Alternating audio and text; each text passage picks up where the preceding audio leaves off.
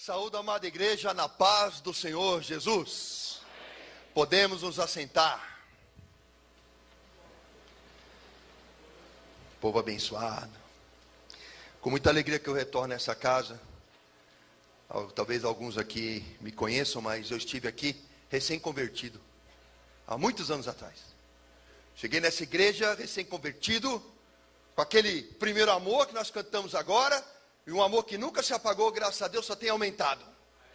Cheguei na irmã Regina, que eu não conhecia, embora eu tenha dado aula para o filho dela, não sabia que era a mãe do hoje pastor Eduardo, eu fui professor dele. E cheguei ali, sem ser membro dessa igreja, recém-convertido, cheguei para ela e falei, eu quero falar com o presidente da igreja. Ela falou, mas o que você quer? E eu falei, eu preciso montar uma sala de evangélicos para formar evangélicos no cursinho e colocá-los na Unicamp, na USP, na Unesp, para ganhar as universidades para Jesus, porque eu sou professor de cursinho e eu quero essa sala. E aí ela poderia ter pensado, ele não é membro, esse garoto é xarope da cabeça. Mas não, ela passou para falar com o pastor Paulo. E ele ouviu aquele jovem cheio de amor, com vontade de fazer a obra, e ele mandou reunir o grupo aqui de jovens sem nem me conhecer. E daquele grupo eu formei uma classe de evangélicos, e muitos foram aprovados no vestibular. E estão nas universidades pregando a palavra de Deus, para ganhar as universidades para Jesus. Então eu louvo a Deus por essa igreja, por essa disposição, por ter pego um jovem que tinha aquela chama de amor e ainda permanece, e não ter apagado a chama quando ela havia se iniciado, o que faz uma oportunidade. Vamos abrir para Deus em Salmos. Salmo 139, Salmo 139, versículo 13, 139, versículo 13. 139, versículo 13. Quem achou, diga amém. Glória a Deus. Diz assim a palavra de Deus: Tu criastes o íntimo do meu ser, e me teceste no ventre de minha mãe. Eu te louvo porque me fizeste de modo especial e admirável. Tuas obras são maravilhosas. Digo isso com convicção. Meus ossos não estavam escondidos de ti, quando em secreto fui formado e entretecido como nas profundezas da terra. Os teus olhos viram o meu embrião. Todos os dias determinados para mim foram escritos no teu livro, antes de qualquer um deles existir. Põe a mão no seu peito e diga assim comigo: eu não sou um acidente. Eu sou plano de Deus. E plano de Deus não nasceu para dar errado. Glória ao nome de Jesus. Amém. Meu nome é Ricardo Braga. Tenho 46 anos. Sou professor, empresário, secretário de cultura da cidade de Olambra. E auxilio o pastor Paulo Freire, e ele me auxilia agora na questão política. Mas nem sempre foi assim. Nasci em 65 no lar espírita. Minha família toda espírita. Como todo espírita, eu sempre ouvi falar de Deus, porque tinham fé em Deus. Tudo que eu aprendi de Deus foi através do Evangelho segundo Allan Kardec. Li os 400 livros que o Chico Xavier psicografou. Nosso Lar, Emmanuel, 50 anos depois. Li toda a literatura espírita que caía na minha mão, Zíbia Gasparetto, todo aquele trem do inferno. Também estudei cromoterapia, cristal, reiki, eubiose, racionalismo cristão. Li o Bhagavad Gita, que é o 9º livro dos Vedas, a Bíblia dos Krishna. E aí tinha uma busca por Deus. E achava, como o povo aí acha, que todos os caminhos levam a Deus. Não sabia. Aquela máxima, eu sou o caminho, a verdade e a vida, ninguém vem ao Pai se não for por mim. Só Jesus leva a Deus. Não é Buda, não é Krishna, não é Maomé. Só Jesus leva a Deus. Mas eu tinha aquela fé e uma sede, uma busca constante de conhecer a Deus. O Evangelho segundo o Espiritismo, psicografado pelo Allan Kardec, na verdade tem passagens do Novo Testamento, retiradas da Bíblia, colocadas num novo livro, com interpretação do Espírito, de espíritos. O diabo faz isso. O diabo não tem poder criador. Ele imita, ele engana, ele mente, ele rouba, ele mata. Ele veio desviar, usando a palavra de Deus, até os escolhidos, se possível. É o texto, fora do contexto, criando um pretexto para te levar para o inferno. E aí eu acreditava naquilo, e eu vivia aquilo. A minha mãe montou um centro espírita em casa. É um centro espírita kardecista, depois virou um terreiro de Umbanda. E o terreiro de Umbanda da minha mãe cresceu. De 600 a 1.000 pessoas frequentavam a minha casa por final de semana. E eu estava sendo preparado para ser chefe do terreiro. Tenho cortes no meu pulso, cor cinza, e tatuagens no meu corpo, porque estava sendo preparado para aquilo. Vários pactos. E lá no centro de Umbanda e kardecista, a gente pregava o quê? Caridade. A gente acreditava que pelas obras, pela caridade, se eu fosse honesto o suficiente, se eu fosse caridoso o suficiente, certamente eu alcançaria a prosperidade. Eu achava que era pelo que eu fizesse que Deus ia olhar para nós. Mas na verdade eu não tinha ideia da graça de Deus. Achava que Deus era alguém de barba branca, bem distante de mim, lá no alto, que não tinha nada a ver com meus pequenos problemas, que eu era responsável pela própria felicidade. E pregávamos isso, e críamos que sendo caridoso, bondoso, etc., nós alcançaríamos algum retorno. Mas quando as portas do centro espírita se fechavam, dentro da minha casa, isso não acontecia. A gente pregava aos outros caridade, paciência, mas quando fechavam-se as portas, dentro do meu lar, da minha casa, o meu pai não conversava com a minha mãe não falava com meu pai, os irmãos viviam brigados em insubordinação aos pais, não havia paz, não havia respeito, não havia misericórdia, e aí nasceu na minha mente a seguinte questão: se eu prego tudo isso, e faço tudo isso, por que não dá certo? O meu pai teve 5 empresas, todas elas faliram, e ele era um homem muito ambicioso, trabalhava muito, mas quando chegava no topo ela quebrava. Às vezes eu estava naquela casona com o carro na garagem, no outro dia o oficial de justiça penhorando todos os bens. E ele não conseguia estabilidade, nem financeira, nem emocional, nem familiar. Embora pregássemos isso, não havia essa verdade na minha casa. A última vez que o meu pai quebrou, era uma firma que ele abriu de mineração chamada Daigon. A empresa quebrou. Junto com meu pai faliram homens que investiram muito dinheiro lá. E esses homens ameaçaram meu pai de morte, disseram: eu perdi muito dinheiro porque acreditei em você. Ou você devolve, ou a gente te mata. Com medo, o meu pai reuniu minha mãe e os filhos e disse assim: vamos fugir de São Paulo. Nós vamos embora daqui, porque estão me ameaçando de morte. E meu pai resolveu fugir. E fugiu com toda a família para o Ceará. Por que Ceará? O meu pai é cearense, a minha mãe é gaúcha e eu sou paulistano. Por parte de avó, alemão e italiano. Por parte de pai, espanhol e português, quer dizer, vira-lata legítimo. Aí, meu pai pegou esse vira-lata que vos fala, junto com os outros vira-latinhas, meus irmãos, e nós fomos para Fortaleza. A minha avó em Fortaleza, que ainda está viva com 95 anos, ela teve 11 filhos homens, ela pariu um time de futebol todinho. O maior é o tio Jorge, com 2,10 metros. O menor é meu pai, com 1,80. Eu sou o menor dos meus primos. E meu pai achou que indo para Fortaleza, tendo ele muitos irmãos, 10 irmãos, ele iria ser recebido e os irmãos dariam uma força e ele ia sair daquela situação de falência. E não foi assim que aconteceu, porque quando nós íamos nas férias, a família toda recebia bem. Olha, vocês vieram, que bom! Mas agora não, estava chegando um homem falido com esposa e filhos. A família recebeu assim: não é que vocês vieram mesmo? Aquela alegria foi trocada por uma preocupação, porque não estava chegando uma família, estava chegando um problema. Após alguns meses morando na casa de minha avó, a minha mãe reuniu eu, meu irmão e minha irmã. Eu com 14, meu irmão com 13, minha irmã com 11 anos na cama, e disse: eu estou me separando do seu pai. Não dá mais para viver com ele. Amanhã eu vou juntar minhas coisas, eu vou embora para São Paulo, e lá eu vou arrumar um emprego, vou refazer a vida, e vou trazer vocês para morar comigo. Aguenta um pouco. Assim ela disse, assim ela o fez. No dia seguinte ela juntou as malas, colocou as roupas e foi embora para São Paulo. Deixando eu, meu irmão, minha irmã, com meu pai, que já era um homem intratável, e agora ele ficou insuportável. Ele dizia todos os dias: você não vale nada, você não vira nada, você não vai dar em nada, porque você é igualzinho a sua mãe, aquela pi.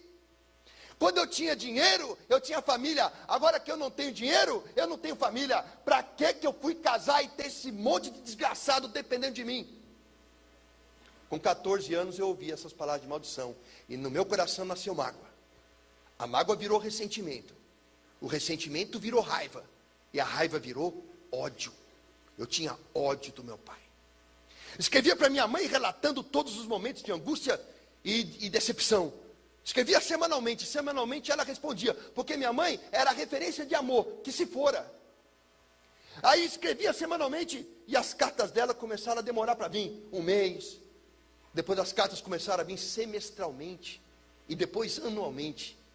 E assim passaram-se anos, 14, 15, 16, 17 anos. A minha mãe nos abandonou e não cumpriu a promessa de nos levar embora. Então eu pensei em cometer suicídio.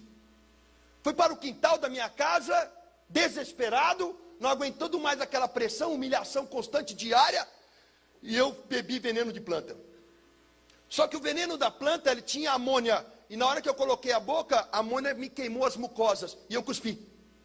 Fui para o quarto com a boca queimada e ideia suicida. Eu tinha certeza que eu queria morrer. Eu só precisava encontrar a forma, porque eu não tinha medo de morrer, eu tinha medo de sentir dor. Cheguei no meu quarto com pensamento suicida, sentado na cama, desejo de morte bem arraigado no coração. Aleatoriamente, sem querer, eu olhei para a parede e vi o mapa do Brasil da revista Quatro Rodas. Chamou minha atenção que do mapa saltava uma linha vermelha. Eu não sei porquê, eu fui lá perto ver que linha era aquela. Estava escrito lá, BR-116. Ela vem do Piauí, passa pelo Ceará, atravessa o país inteiro, passa por São Paulo e Rio Grande do Sul. E naquele momento que eu vi aquela estrada tão comprida, me veio um pensamento na mente. Talvez a minha mãe não tenha me abandonado. Talvez ela esteja passando por algum problema e ela não quer me contar para não pesar ainda mais a minha situação. Então o desejo de morrer foi substituído pela vontade de viajar, encontrar a minha mãe, resolver os problemas que estavam pendentes e finalmente trazer meus irmãos e formatar a família de novo. Eu abandonei a ideia de morte e nasceu em mim a ideia de encontrar a minha mãe. E sem nenhum real no bolso, apenas com uma mochila nas costas, eu saí de Fortaleza a pé e atravessei 5 estados brasileiros andando em busca de amor de mãe. Eu sou empresário, secretário de cultura, professor, mas um dia eu fui morador de rua. Saí domingo, depois do Fantástico, com a mochila de roupa e nenhum real no bolso. Eu acreditava naquela época, vejam, eu tenho 46. O menino de 17 anos da minha geração era bem mais inocente do que um menino de 17 anos hoje. Eu saí acreditando que se eu pedisse carona, alguém daria. Se eu precisasse de algo, alguém ajudaria. E assim eu acreditei. Peguei um ônibus, desci na rua 13 de Maio, em Fortaleza, e debaixo de uma placa, estava escrito assim, São Paulo, 3.500 quilômetros, eu comecei uma jornada. Caminhei a noite toda pedindo carona, ninguém parou. Quando deu 3:30 da manhã, deitei no acostamento da estrada, usei a mochila como travesseiro. Era a primeira noite que um menino de classe média alta, que nada lhe faltou na vida, ia dormir na rua, minha primeira noite na rua. Passou o caminhão, o chão tremeu, tive medo, imaginei que se alguém furasse o pneu, talvez procurasse o acostamento, iria passar por cima, não iria me ver. Então, dali do acostamento, fui para o meio do mato e adormeci. 5:30 da manhã, o sol no Nordeste já nasceu, e aquece e brilha, e eu acordei, dormi 2h30 apenas. Caminhei o dia todo sem comer nada, bebendo água em posto de gasolina somente, com fome, mas com vergonha de pedir comida. Caminhei o dia inteiro em jejum, e adormeci a segunda noite, debaixo de um cajueiro, próximo a um posto de gasolina, bem cansado, suado, com fome. Amanheceu a manhã do terceiro dia. Eu já estava uma noite, um dia e uma noite em jejum, caminhando sem repor as energias. Quando abri os olhos na manhã do terceiro dia, debaixo de um cajueiro, próximo a um posto de gasolina, pela primeira vez na vida, eu tive fome. Meus amados, o que vocês têm não é fome, o que vocês têm é apetite. Estou com vontade de comer algo, isso é apetite. A fome não. A fome é uma necessidade orgânica, é como respirar. Se eu fechar sua boca e seu nariz com a minha mão, você aguenta alguns minutos, mas logo você vai estar debatendo-se comigo, tentando desafogar. E aí você entra em desespero. A fome é assim também. Eu senti sudorese nas têmporas, as minhas mãos tremiam, tremores nas mãos, sentia ânsia de vômito, vomitava, só saía água, não tinha nada no estômago. Senti fraqueza, sentia que os sentidos iam desaparecer. com o restinho de força que eu tinha, eu fiquei de pé me apoiando na árvore, e olhei para o posto de gasolina, e lá estava 3 degraus e a lanchonete. A fome me tirou o nojo, me tirou o pudor, me tirou a vergonha. Eu só tinha fome e desespero, e para comer faria qualquer coisa. Caminhei sentindo que ia perder os sentidos até aquela lanchonete, subi os 3 degraus com muita dificuldade, apoiando-me no balcão, onde haviam caminhoneiros tomando café da manhã. Aquele cheiro de café fresco, aquele cheiro de pão com manteiga na chapa, me avolumou a sensação de fome.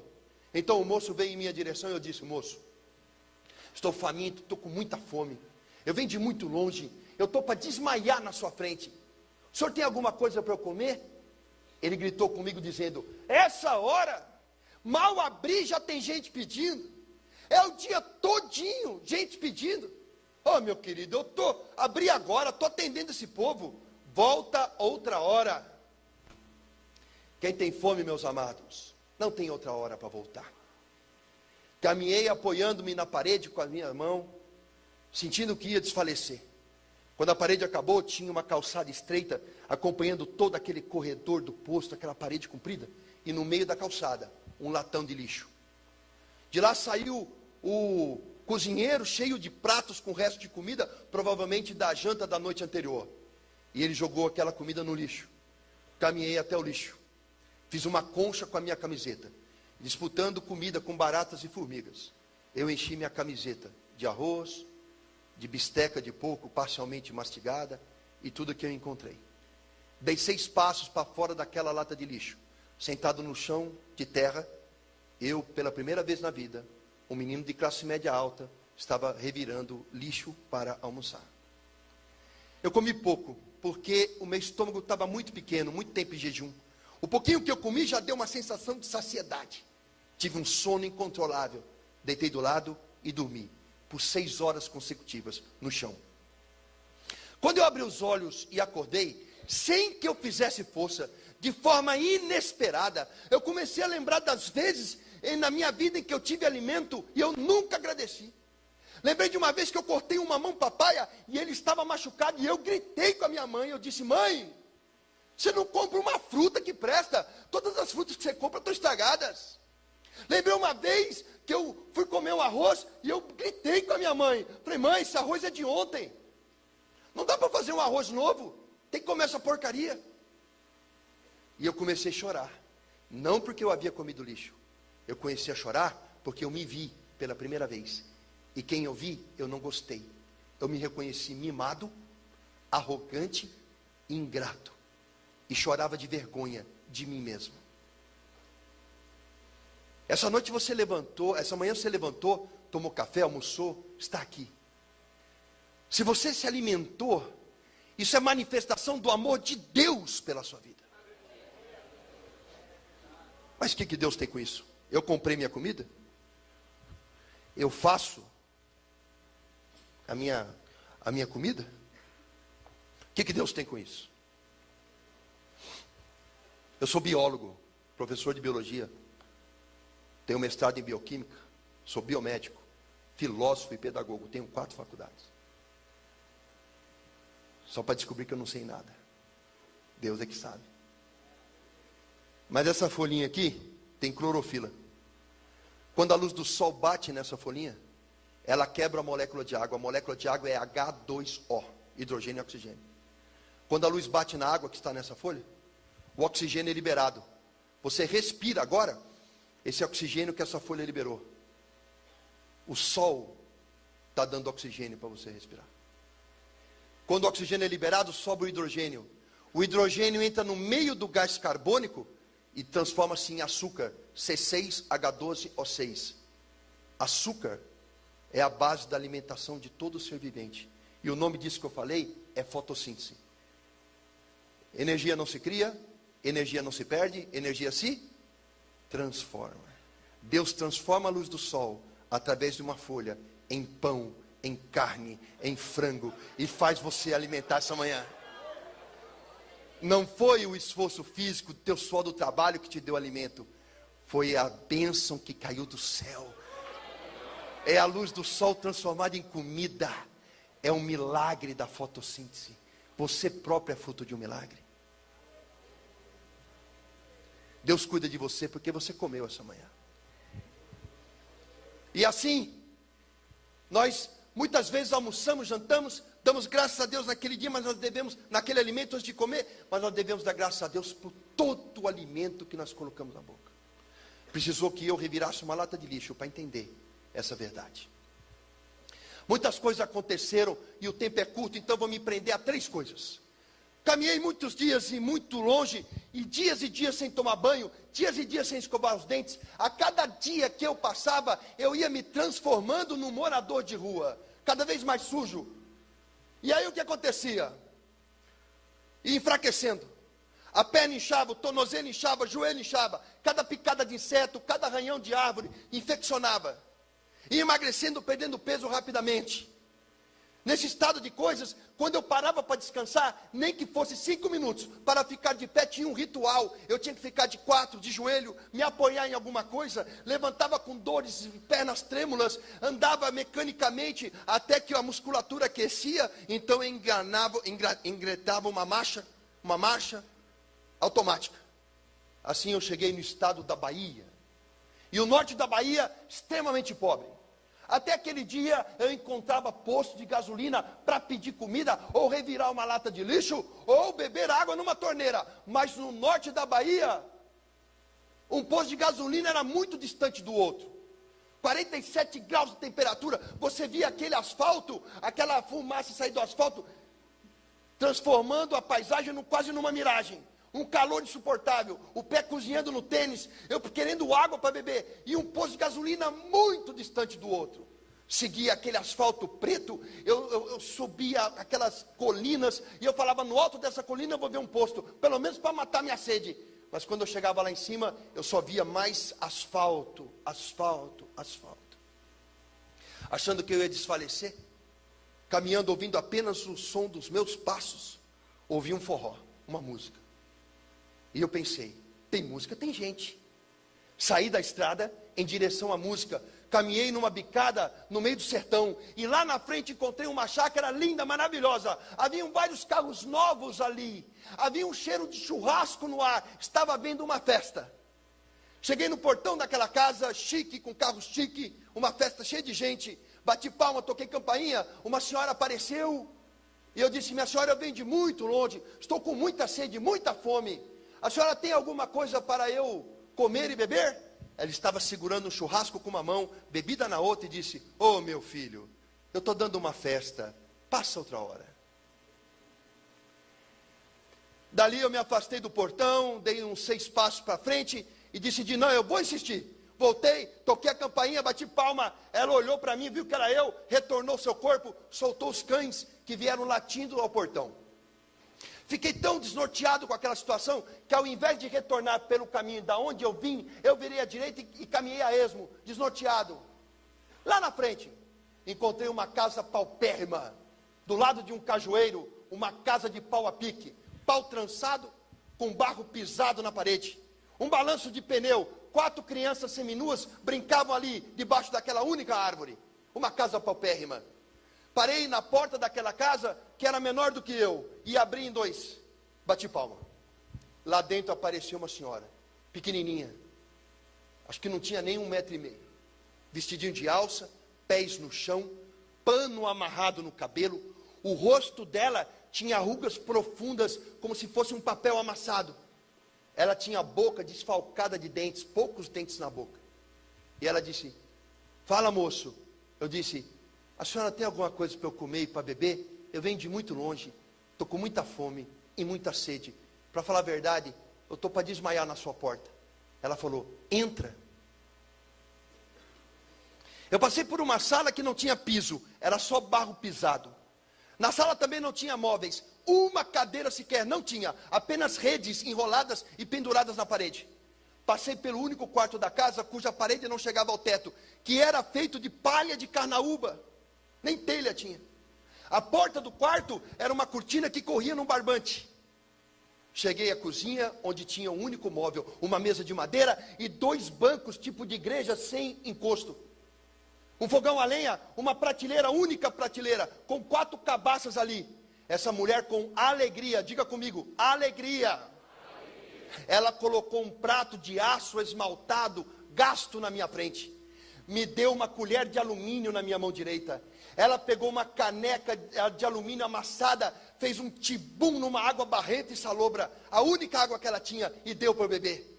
E com alegria, ela sacudiu as cabaças. Nenhuma fazia barulho. A última fez. Tch, tch. E ela disse: graças a Deus, ainda tem farinha. Com alegria, ela colocou farinha no prato. Ela colocou a água, a farinha de mandioca crua, conhecida no Nordeste como farinha d'água, ela inchou. Ela deu a colher de alumínio na minha mão, eu tinha dado, eu peguei aquela colher, aquela farinha, eu tremi, não conseguia comer, as lágrimas escorriam, e ela dizia: ô meu filho, por que você está chorando? Você não está com fome? Pode comer. Eu disse: como é que eu vou comer a única coisa que a senhora tem para dar para os seus filhos? Ela sorriu com um olhar de ternura que eu nunca vou esquecer, com aquela boca faltando dentes, o sorriso mais lindo que eu já vi na minha vida. E ela disse: pode comer, porque na minha casa, filho de Deus nenhum passa fome.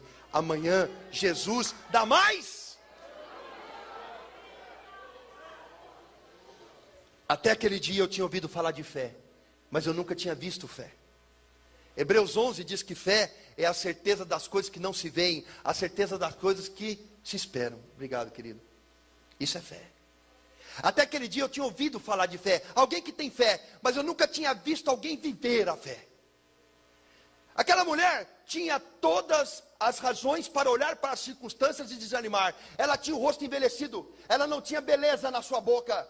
Ela tinha 4 crianças famintas e seminuas. Ela tinha uma casa paupérrima, construída, quiçá, com a força das suas próprias mãos. Ela era envelhecida, muito envelhecida, antes do tempo. Ela tinha os pés descalços, mas ela tinha uma coisa que a mantinha de pé. Ela tinha algo que mantinha o seu coração aquecido. Ela tinha algo que dava força para levantar cada manhã. Ela não olhava para as circunstâncias, ela se recusava a fazer isso, porque aquele que tem fé não olha para o gigante, olha para Deus. Como que você veio aqui hoje?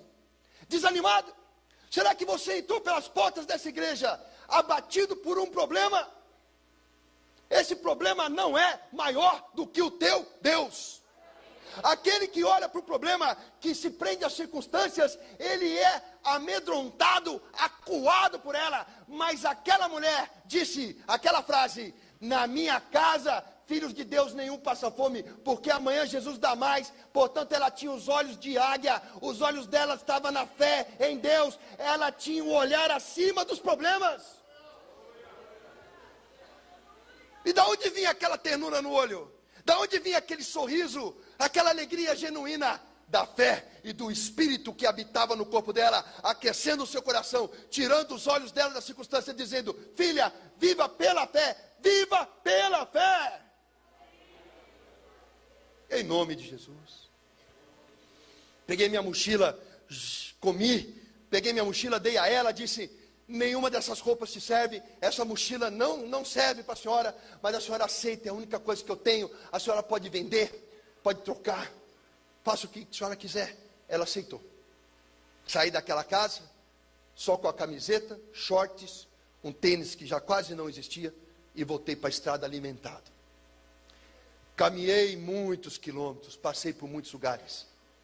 Quando chegou no estado de Minas Gerais, era julho, e fazia frio. Numa alta madrugada, a neblina na estrada, uma garoa fina, o frio nos ossos. Eu vi ali uma luz de posto de gasolina neon difusa na neblina.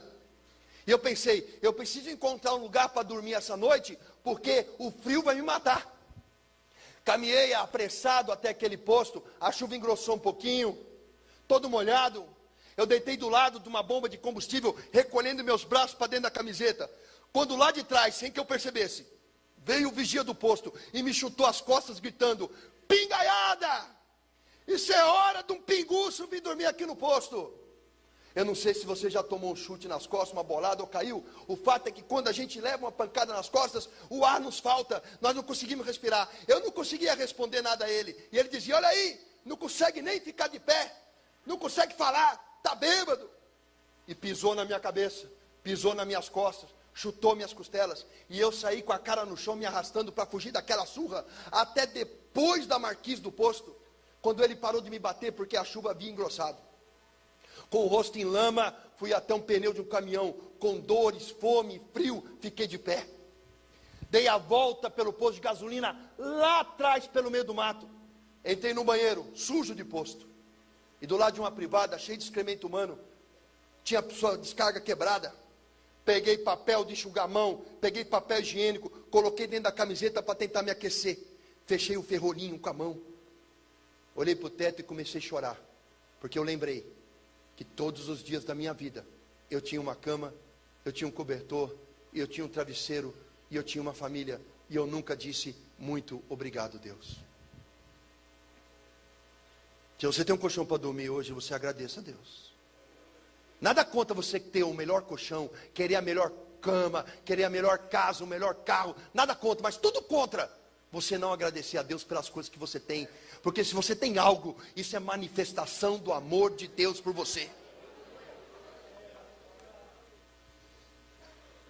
E eu chorei muito, porque lembrei das coisas que eu tinha no passado e nunca valorizei. Saí daquele posto de gasolina na manhã e caminhei muito doído, cheio de manchas, muitos quilômetros, até que eu cheguei na cidade de Peixe Gordo, no Rio de Janeiro. Havia na beira da estrada, era noite, uma casa de prostituição, luz vermelha, vários caminhoneiros parados à porta daquela casa, forró, e uma prostituta sentada do lado de fora num banco com um copo de café na mão. A prostituta disse para mim: vem cá, moço. Eu dava um passo e parava. Vem cá, moço. Eu dava um passo e parava. Naquela hora eu percebi que o deserto pelo qual eu estava atravessando havia me transformado em outra pessoa. Talvez você tenha chegado nessa igreja atravessando um deserto da separação, da traição, da falta de recurso, da dívida. Talvez você tenha chegado aqui atravessando o deserto do medo, da depressão, da ansiedade, da angústia, da falta de fé. Não sei por qual deserto você atravessa. Eu sei de uma coisa: o deserto não é só um lugar sem esperança, sem água e sem comida. O deserto também, ele tem a capacidade de roubar de você a identidade. Na Bíblia tem um caso assim. O rei Davi disse: alguém da casa de Saul, que eu ainda posso abençoar. Disseram: ah sim, um príncipe no deserto. O nome dele é Mefibosete, coxo de ambos os pés. O rei Davi mandou buscar Mefibosete. Quando Mefibosete chega à presença do rei Davi, ele diz: quem sou eu, um cão morto, para que tu te lembres de mim? Ele era um príncipe, ele estava no deserto, mas ele não se via como tal, ele se via como um cão morto, porque o deserto lhe roubou a identidade. Talvez o deserto pelo qual você atravessa esteja lhe roubando a identidade. Talvez o diabo esteja mentindo para você, dizendo que você nasceu para dar errado, que nada que você faz prospera. Talvez o diabo esteja mentindo, tentando tirar de você a identidade de príncipe. Quanto vale essa nota? Quanto vale essa nota? Quanto? E agora, quanto vale essa nota? Quanto? Quanto vale essa nota agora? R$100? O deserto faz isso. Ele te amassa, ele te suja, ele te pisa. Mas assim como essa nota para Deus, você não perde valor.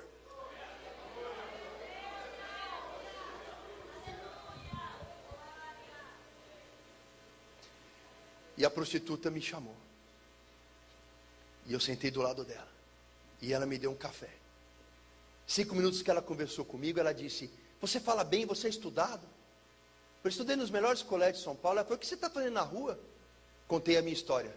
Ela, com os olhos cheios d'água, ela disse: fica aqui, não sai daqui. E entrou. E eu obedeci. Meia hora depois, ela saiu com o caminhoneiro. Ele abotoava suas calças e disse: quem é o menino? Ela falou: aquele moço ali. E o caminhoneiro disse: vamos para São Paulo. Eu falei: moço, eu não tenho dinheiro para te pagar, nem nada para te oferecer. Ele disse: ela pagou para você. Uma prostituta deu a única coisa que ela tinha, o próprio corpo, para que eu, um desconhecido, tivesse a chance de reencontrar minha mãe. O nome disso é amor. Tem uma prostituta na família de Jesus. O nome dela é Raabe. Tem uma estrangeira na família de Jesus. O nome dela é Ruth. Tem um assassino e adúltero na família de Jesus. O nome dele é Rei Davi. Porque o meu Jesus não faz escolha de pessoas. Nós fazemos, ele não. Aqueles que vivem uma religião são como mestres e fariseus. Eles conhecem a palavra de cabo a rabo, mas não conhecem o Espírito Santo. Eles vivem pela lei e não conhecem a graça. Eles vivem pela ditadura das regras, mas não conhecem o amor. Então eles apontam para o irmão da igreja e dizem: olha aquele lá, se desviou, eu sabia que isso ia acontecer. E julgam a pessoa e afastam mais ela ainda por desamor. Mas aquele que é movido pelo Espírito Santo olha para a pessoa e diz: Jesus não desistiu de você. A Bíblia tem um exemplo assim. 2 pessoas traíram Jesus. 2 pessoas. Uma foi Pedro, traiu ele 3 vezes. E diz a palavra de Deus que quando Jesus estava cuspido, apanhando, sendo socado e julgado por crimes que ele nunca cometeu, Pedro negou ele pela 3ª vez. E diz a palavra de Deus que Jesus olhou para Pedro. E Pedro saiu e chorou amargamente. Judas também traiu Jesus. Mas ao invés de procurar Jesus, Judas foi aos fariseus, deu a moeda para o fariseu e disse: olha, eu me arrependi. O fariseu olhou para Judas e falou: você é culpado de um sangue de um inocente. Judas saiu de lá e se enforcou. O olhar de Jesus salvou Pedro. O olhar do fariseu matou Judas. O olhar de Jesus provocou em Pedro arrependimento, e arrependimento admite perdão. O olhar do fariseu a Judas provocou remorso. O remorso vem carregado de culpa, e a culpa leva à morte. Qual é o olhar que você tem para com seu irmão? É o olhar de Jesus ou é o olhar do fariseu?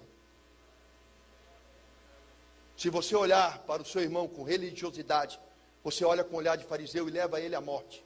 Morte espiritual, morte material. Mas se você olhar com o olhar de Jesus, esse filho pródigo retornará à casa do Pai, em nome de Jesus. Na boleia de um caminhão, saí do Rio de Janeiro e cheguei no Museu do Ipiranga, no bairro do Ipiranga, em São Paulo. Cheio de alegria, porque eu tinha 17 anos, e com 17 anos, cheio de problemas, eu consegui chegar. E era uma sensação de vitória, porque eu ia em busca de amor de mãe.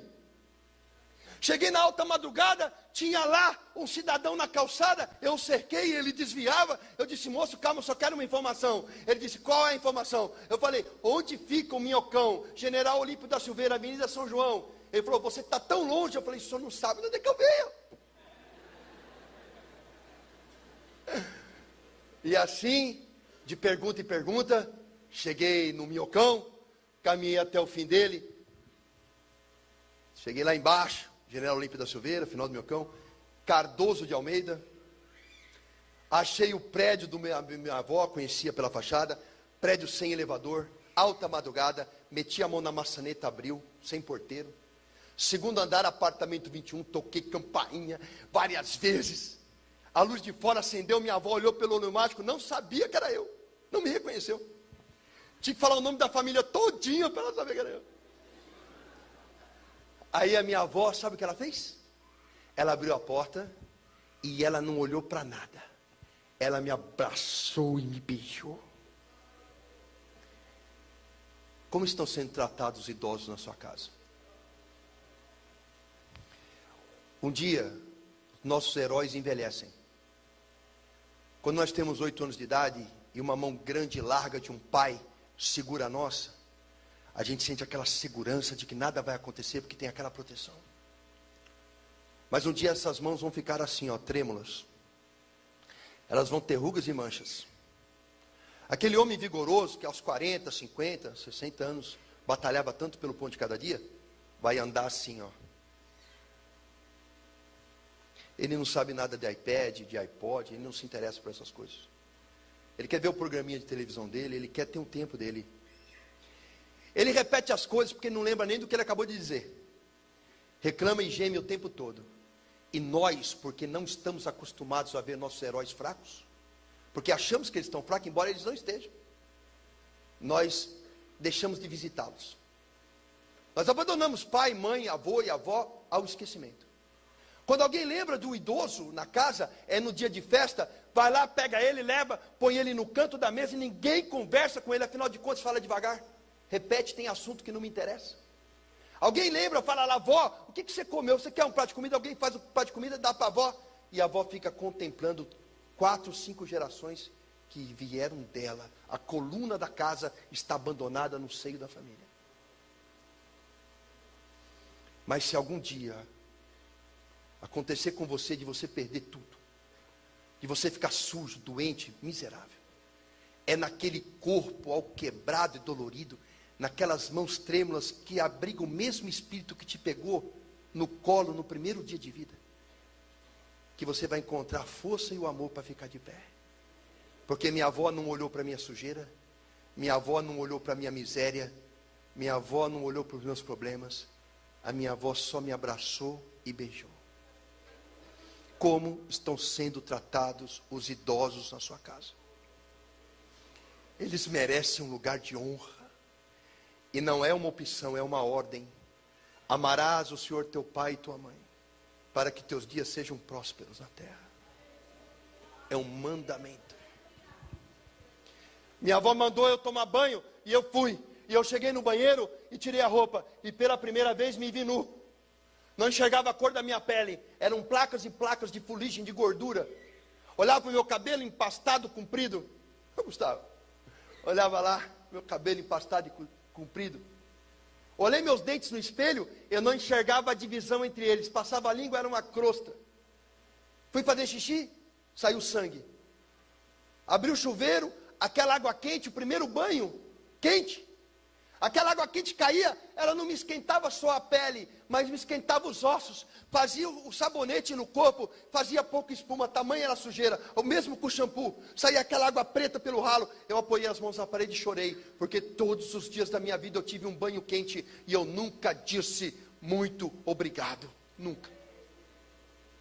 Saí do banheiro com o pijama emprestado do vô.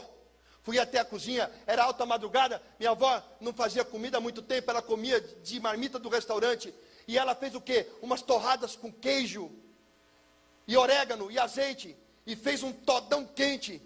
Eu comi aquela torrada e aquele tote, comi pouco, porque o estômago estava apertado, mas nunca na minha vida eu comi comida tão gostosa. Sabe, meus amados, eu como com empresários, nos melhores restaurantes. Muitas vezes eu estou em Brasília, várias vezes ao lado do pastor Paulo. E quando eu saio com deputados para almoçar, às vezes em restaurantes chiques, eu como comidas caras e finas. Mas nunca na minha vida eu comi, nem vou comer nada mais gostoso que aquela torradinha, aquele todão. Porque não era só uma comida limpa, era uma comida cheia de amor de vó. Amor de vó. O lar, para mim tem um sinônimo. Lar para mim é a mesma coisa que útero.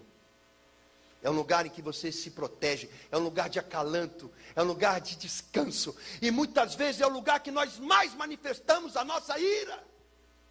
Temos paciência com clientes, paciência com amigos, dedicamos horas a fio ao trabalho, e quando chegamos no lar, nós ligamos a televisão e não damos atenção à esposa.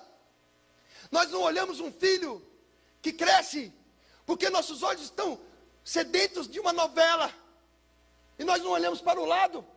Nós não vemos que nós estamos num lugar sagrado, uma família que foi constituída por Deus e que está sobre a égide da bênção dele.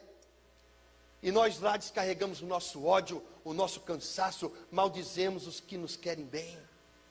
Nós estamos rasgando o útero para ficar desprotegidos. Essa é a verdade. Essa noite você vai sair daqui pedindo perdão para sua esposa, para o seu esposo, para o seu filho. Porque Deus tem uma obra para fazer na sua casa.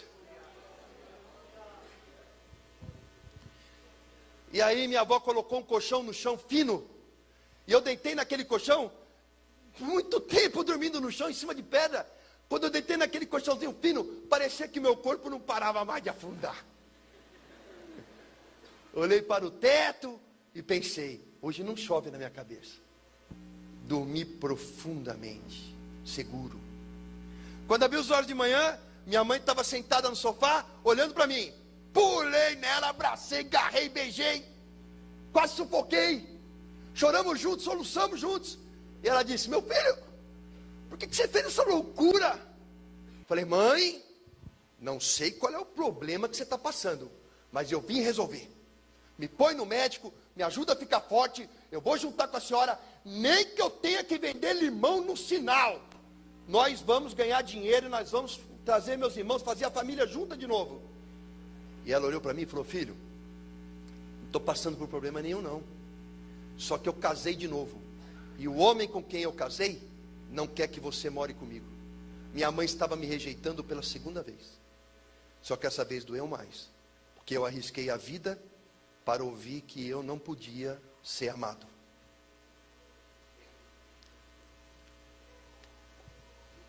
Ela complementou dizendo: ele é muito rico, tem dinheiro, não vai faltar nada para você. Fica na casa do seu avô, todos os dias a gente visitar. Eu não queria dinheiro. No outro dia eu acordei e falei para o meu avô: vamos lá, eu quero insistir, eu quero conhecer esse homem. Meu avô: não. Falei: vamos, e ele levou. Cheguei lá, depois do Brooklyn, depois da estátua do Borba Gato, na Avenida Santa Marta, tem uma rua, chamada 9 de Julho, uma rua mesmo. Aí cheguei lá, subi o prédio com meu avô, toquei a campainha, Lineu Spalato abriu a porta. Viu meu avô, deduziu quem eu era, falou: você é o filho da Nilda? Falei: sou eu mesmo. O senhor casou com a minha mãe, e eu vim aqui lhe fazer um pedido. O senhor não me conhece, e o senhor não deixou eu morar com a minha mãe. Eu vou te fazer um pedido. Deixa eu morar um mês com você. Se eu atrapalhar, você me manda embora. Se eu não atrapalhar, não me tira da minha mãe. Ele disse: não, eu tenho muito dinheiro. Fica na casa do seu avô, nada vai te faltar. Rejeitado pelo padrasto, desci com meu avô até a calçada, esperando um táxi, fiquei meditando na vida. Aí eu falei para o vovô: é possível ser feliz? Meu avô falou: é. O que é preciso para ser feliz? Ele falou: um bom diploma, um bom emprego e uma mulher que te ama, você vai ser feliz. Então eu disse, com aquele coração rejeitado: então eu vou me esforçar, vai ser pela força do meu braço, eu vou conseguir essas 3 coisas, e não importa que a minha mãe e meu pai não me queiram, eu vou ser feliz. Meu avô me matriculou no Senac, fiz curso de datilografia e telex. Desculpa, eu sou velho. Tinha negócio de computador. Era datilografia e telex. Eu desmaiava nos cursos lá porque tinha problema de saúde. Tirei os documentos, ia procurar emprego. Passava nas provas de matemática, português, de datilografia, mas chegava no exame médico, reprovado. O cara olhava para mim, aquela vareta doente. Só faltava ter que tomar banho de pé de pato para não ir embora pelo ralo. Aí um dia, um primo meu, Sérgio Cipolatti Rodrigues de Lima, auditor do Banco Central, estava liquidando o Banco Bandeirantes na Rua Boa Vista, no centro de São Paulo, mandou me chamar. Fui até o banco, lá no topo do banco, a autoridade máxima do banco era meu primo. E ele olhou para mim e falou: você é um valente. Você vai ser empregado hoje, vai começar aqui como office boy. Falei: Sérgio, eu não vou passar no exame médico. Ele falou: vai sim, que aqui manda aqui sou eu. Aí eu fui lá, fiz todos os testes, chegou no exame médico, morrendo de medo. O médico analisou, na época tinha um tal do Viva Voz, eu sou velho, né? Viva Voz. Aí ele tocou assim, eu ouvi a voz do meu primo, o médico falando assim: doutor Sérgio, o Ricardo não tem condição de trabalhar. Ele tem infecção urinária, ele tem infecção no rim, ele tem vermes no intestino, ele tem um zoológico no intestino. Ele tem suspeita de diabetes e está muito abaixo do peso, ele não tem condição física. Tirou o dedão, veio a voz do meu primo de lá para cá: ou você contrata ele, ou eu demito você. E assim eu fui contratado. Uma leve pressãozinha. Primeiro dia de serviço, afastado para tratamento médico. Fiquei 6 meses recebendo salário sem trabalhar. Depois de 6 meses, eu voltei para o banco, estava gordo, estava disposto. Falei: agora vai, quem me segura? Com aquela voz do meu avô: um bom emprego, um bom diploma e uma boa mulher que te ama. Eu vou ser feliz. Comecei emprego com office boy, deu o melhor de mim. 3 meses de banco, fui promovido chefe dos boy. Aí eu virei auxiliar de escritório A, auxiliar de escritório B, chefe do departamento de cobrança e depois de 4 anos, gerente do banco. Nesse ínterim, prestei vestibular, entrei na USP para fazer filosofia. Por que filosofia? Porque o curso era 1 para 1. Falei, esse aí eu não entendi de eu não passar. Legal foi quando eu me formei, né? Falando com meus parentes lá no Ceará. Ô, entrei na USP. O quê? Medicina? Não. Direito? Não. Engenharia? Não. Entrou no quê? Filosofia. Silêncio. Vai trabalhar no quê? O que eu vou falar para meus amigos? Teu sobrinho faz? Pensa. Aí eu fiz a filosofia. E aí, em 4 anos, eu tinha um apartamento, eu tinha um diploma da USP, eu tinha um bom emprego, e tinha conhecido uma moça, Isildinha Aparecida Machado, 8 anos mais velha que eu, bióloga da Unicamp. E eu tinha uma mulher que me amava. Eu não tinha felicidade. O meu vô estava errado. O meu casamento era uma desgraça, porque eu era um homem extremamente ciumento, extremamente nervoso. Porque todo homem que foi rejeitado, todo cara que é inseguro, ele se defende na agressividade. A Isildinha não aguentou. Depois de 4 anos de casamento, conseguido as 3 coisas que o meu avô falou, e não sendo feliz, ela desistiu de mim. E ela disse, eu vou me separar de você. Só que está perto do Natal. Vamos esperar o Natal e o Ano Novo, para depois anunciar às famílias que já gostam de ambos, que nós terminamos. Eu com o coração doído pensando, eu não posso perder essa mulher, mas da boca está fora, já vai tarde. A filha anda. Orgulhoso, orgulho. E assim, no Natal, na casa do meu sogro, recebi um telefonema, o meu sogro branco, sem sangue na face, catou o telefone branco, entregou para mim, é melhor você ouvir. Peguei o telefone e falei, alô, era o meu tio em Fortaleza dizendo que o meu irmão que ficou lá, Marcelo Lima Braga, havia se suicidado. O meu irmão se enforcou na noite de Natal no quarto do meu pai.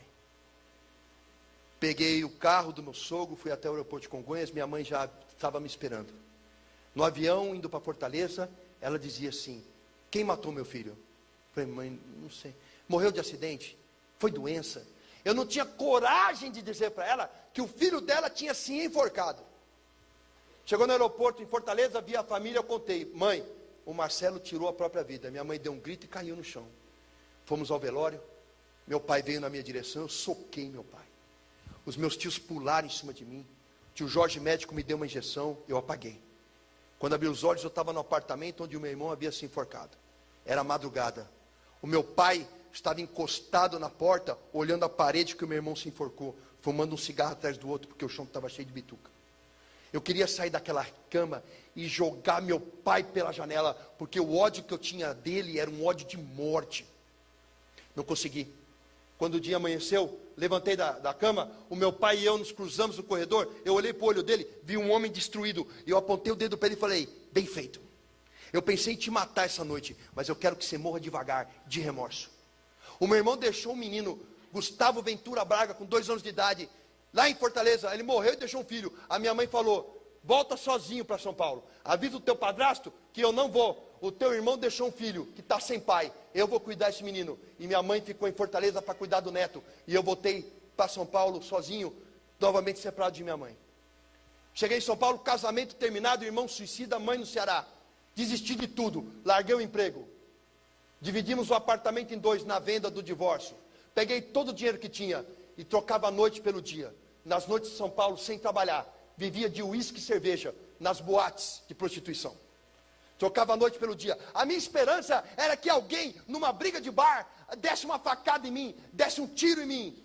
E assim passaram anos, 2, 3 anos, até que um dia no Bexiga, no Café Piu Piu, tomando cerveja num bar, uma namorada minha da época, Mariana Melilo Sauer, médica infectologista do Hospital do Servidor Público, na época estudante de medicina, fazia medicina na Fundação ABC.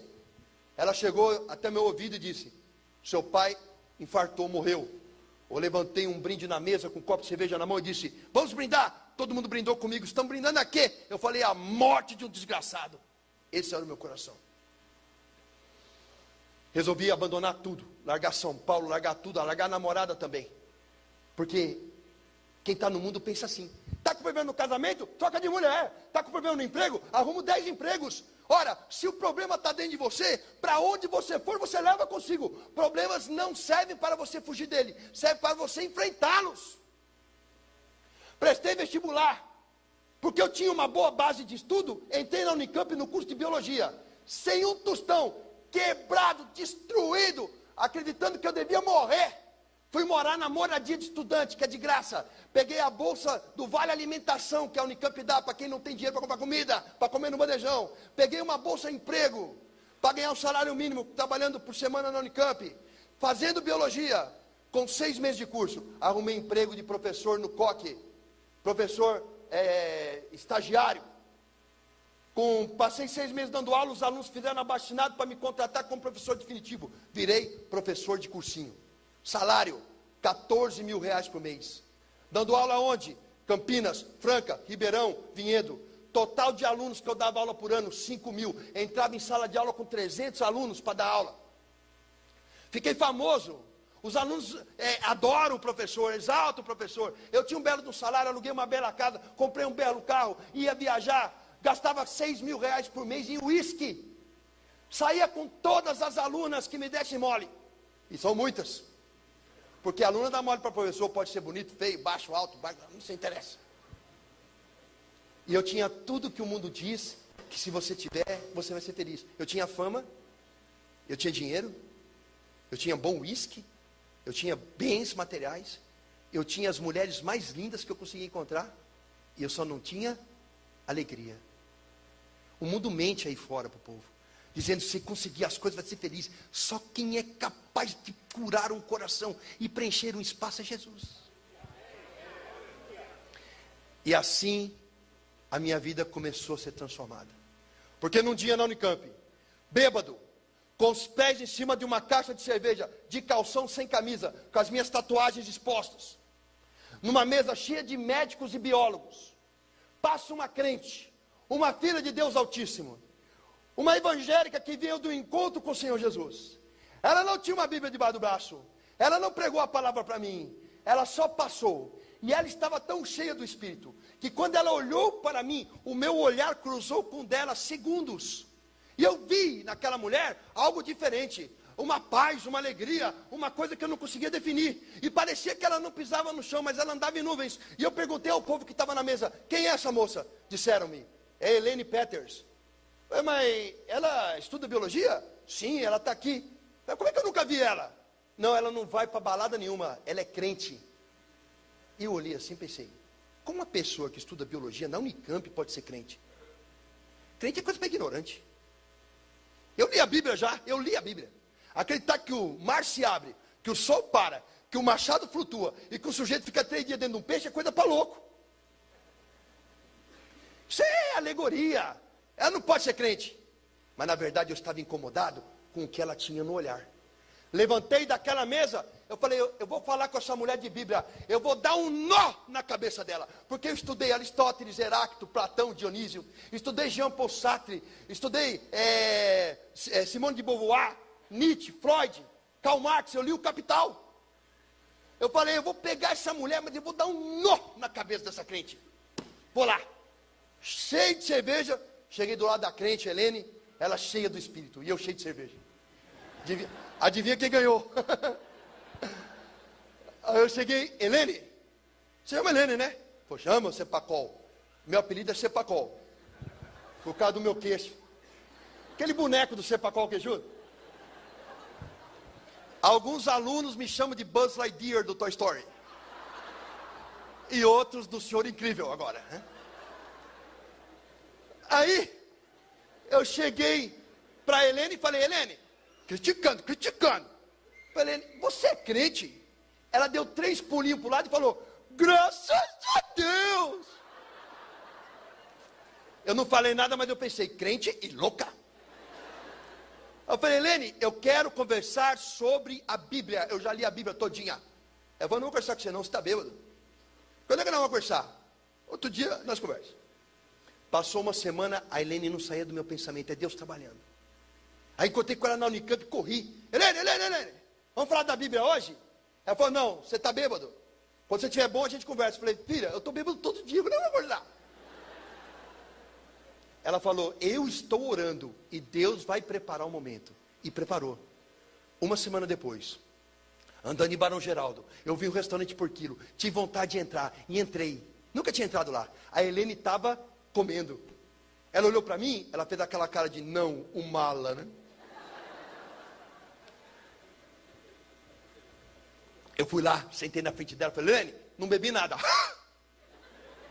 Vamos falar da Bíblia. Ela falou, quer conhecer Jesus? Eu falei, Jesus? O da cruz? Conheço, todo mundo conhece. O da cruz? Eu falei, não, você não conhece. Você conhece o Jesus da cruz. Eu conheço o Jesus que está vivo. Quer ir na igreja comigo domingo? Depois da igreja a gente conversa. Eu pensei, já fui em centro de Umbanda, Quimbanda, Candomblé. Já fui em Hare Krishna. Igreja evangélica? É mole. Falei, eu vou. Ela falou, você vai mesmo? Falei, vou. Domingo na minha casa. Falei, tudo bem. Eu fui. Eu não sabia. Mas ela ligou lá para a mãe dela, pastora Miriam Peters, a esposa do pastor Hans Peters, físico da Universidade Federal do Paraná. A pastora pegou o avião de Curitiba para Campinas. Ela e a Helene dobraram o joelho, jejuaram e oraram pela minha vida e eu não sabia. Domingo, eu fui para a igreja de camiseta, regata e moto. Eu tinha carro, mas fui de moto. Eu pensei, a Helene é bonita, a gente vai para a igreja, ela vai, gadinho.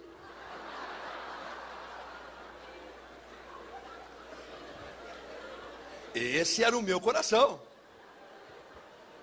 Aí quando cheguei na casa da Helene, toquei a campainha, quem apareceu lá? A Helene? Não, a mãe dela. Pastora. Ela correu no corredor, me abraçou, me apertou, chorando, e disse no meu ouvido, Jesus te ama e eu também. Eu não falei nada, mas eu pensei, essa loucura é de família. Aí eu falei, eu estou de moto, nós somos em 3, como fazemos? Ela, nem a que for a pé, nós vamos para a igreja. Pegamos o ônibus e fomos. Chegamos na igreja, chegamos no meio do louvor, o povo estava lá adorando ao Senhor, em línguas, orou, quando sorou, e a Roma Súria, canta lá, e eu olhava aquilo, eu falei, que é isso? Olhei para o lado para falar com a Helene estava assim. Olhei para o outro lado para falar com a mãe dela estava atrás de mim assim. E eu querendo sumir dali. De repente, na hora do louvor, toca um louvor a Deus. Dizia assim, em tua presença sou fortalecido. E eu estava só o pó. Em tua presença, Senhor meu Deus.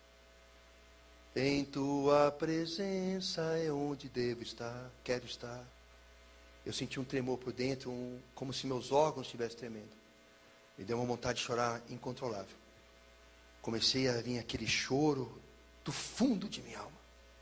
E começou a escorrer umas lágrimas diferentes. Não era um choro comum, era um choro curativo.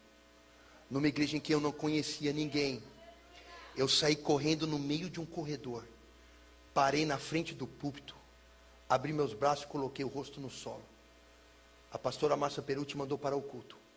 Pegou um vidro de azeite, derramou todo em mim e disse, o Espírito Santo de Deus está me dizendo que hoje eu estou consagrando um verdadeiro adorador. Assumi a posição fetal. E é como a mão de Deus tivesse entrado em mim. Eu comecei a chorar copiosamente. Chorei a perda do meu irmão. Chorei a mágoa da rejeição. Chorei a maldição das palavras do meu pai. Chorei o abandono, chorei a sujeira, chorei a miséria. E à medida que eu chorava, o meu coração se alegrava e cicatrizava. Quando eu levantei daquele chão, como Paulo no deserto, eu estava cheio do Espírito e renascido em Cristo. O peso do mundo não estava mais sobre mim. E eu tinha uma alegria que eu não conseguia controlar. Uma alegria que o diploma não deu, que o casamento não deu, que o dinheiro não deu. Uma alegria que eu não conseguia conter. E o brilho nos olhos que a Helene também tinha. E eu descobri o que era aquele brilho. O nome do brilho é Espírito Santo de Deus. Entrei no ônibus com a Bíblia na mão que eu acabei de ganhar, sujo de azeite e feliz. E eu gritava para pastor e família dentro do ônibus na hora de voltar: agora eu sou crente? Ela é, agora você é crente. Como é que eu faço para ser mais crente? Ela falou: calma que depois eu te explico. E eu queria saber tudo. Eu falava: como é que crente se diverte? Ele não faz sexo. E elas vermelhas de vergonha: calma. Todas as dúvidas a gente tira. Cheguei em casa pulando como a Helena estava, cheio do Espírito Santo. Moravam 2 metros comigo. Um é meu amigo até hoje, doutor James Novaes. Ele é doutor mesmo, ele fez mestrado e doutorado em psiquiatria, ele é psiquiatra. Ele me viu de um jeito diferente, cheio de óleo, com a Bíblia na mão. Ele falou: calma, você surtou. Meus amados, eu estou surtado há 9 anos. Fui dormir. Eu dormi profundamente. Eu dormi como nos braços de Deus. Acordei no outro dia e fui dar aula. Levei um livro de biologia e levei a Bíblia. Entrei no cursinho, os alunos não entenderam nada. Abri o livro de biologia e abri a Bíblia. E disse: Gênesis capítulo 1.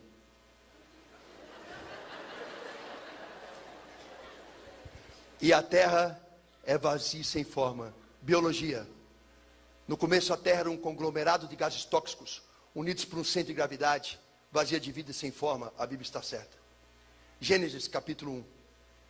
E a água saiu do solo na forma de vapor. Biologia, até hoje é assim. De tudo que um vulcão cospe, 10% é vapor d'água. Gênesis. E Deus criou as ervas do campo e depois os seres vivos. Biologia. Quem faz fotossíntese, as ervas do campo, sustentam todos que respiram e fermentam os outros seres vivos. A Bíblia está certa. Gênesis. E Deus criou o homem do barro. Biologia. Carbono, hidrogênio, nitrogênio e oxigênio.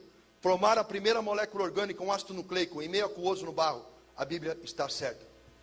Levantei a Bíblia numa sala de aula com 300 alunos e disse: se ele está certo no começo, ele está certo no final. Vamos baixar a cabeça e se arrepender, porque Cristo vive.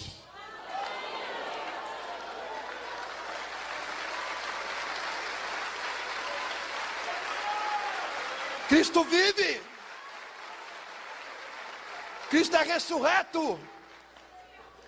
300 alunos abaixaram a cabeça e oraram comigo naquele dia. E eu não consigo dar aula de biologia sem citar a Bíblia. Antes eu lia a Bíblia e não entendia. Agora eu leio a Bíblia e eu entendo. Porque a letra mata, mas o Espírito vivifica.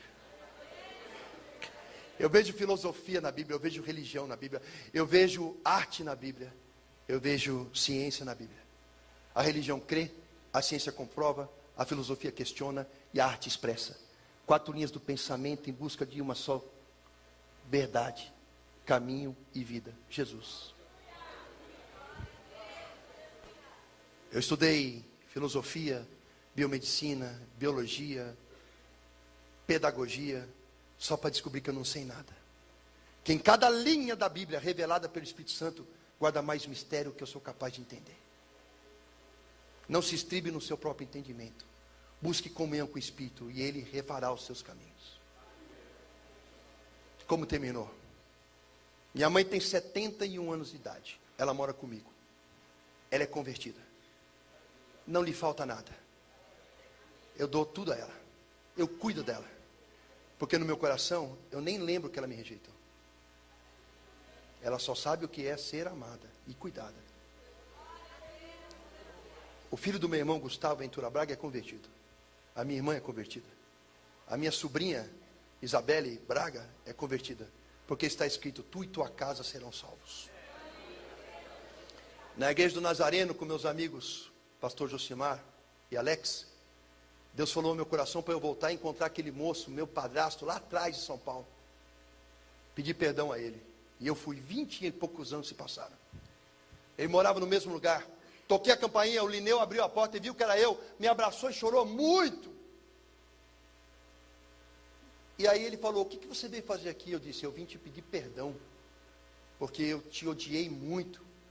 E ele chorando me disse: eu preciso do teu perdão, porque eu não deixei você morar com a sua mãe. O Lineu, 20 e poucos anos depois, estava falido. O filho dele morreu no acidente de moto e a filha com câncer no cérebro. Ele é sozinho hoje. O único amigo dele sou eu. No Natal eu vou buscá-lo. No aniversário ele passa comigo. Não lhe falta nada porque eu não deixo faltar. numa casa que eu não pude pôr os pés, eu entro e durmo no lugar de honra, no quarto dele, ele vai dormir no quarto de hóspede, porque está escrito: Deus exalta aquele que se humilha. Quem é aquele capaz de transformar amigo em um familiar? Quem é aquele capaz de te fazer perdoar a traição? Quem é aquele capaz de te restituir a saúde, os bens? Quem é aquele capaz de curar o teu coração? Qual é o nome? O nome daquele que é capaz de te tirar do peito o desejo de morte e te dar o desejo de vida. Jesus Cristo de Nazaré, o Cordeiro de Deus. Eu não sei com que coração você entrou essa noite, mas eu sou aqui testemunha viva de que Deus existe e é vivo. Você não tem razão para lutar sozinho. Você não tem razão para enfrentar essa situação com a força do teu próprio braço. Você tem um Deus nos braços do qual você pode descansar e deixar que Ele realize em você um milagre. Fecha teus olhos, baixa a tua cabeça, que nós vamos orar.